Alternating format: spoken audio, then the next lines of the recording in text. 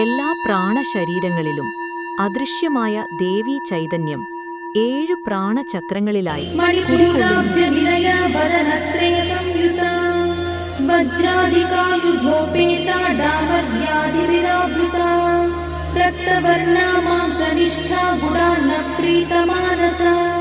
समस्त भक्त सुखदा लाकिन्यम्बा स्वरूपिणी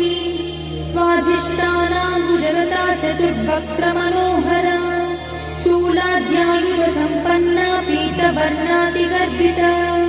मेधोनिष्ठा मधुप्रीता बन्दिन्यादि समन्विता दध्यन्नासक्त हृदया काकिनी रूपधारिणी मूलाधाराम्बुजारूढा पञ्चवक्त्रास्ति संस्थिता अंकुशादिप्रहरणा वरदादिनिषेविता मुद्गौदनासक्तचित्ता साकिन्यम्बा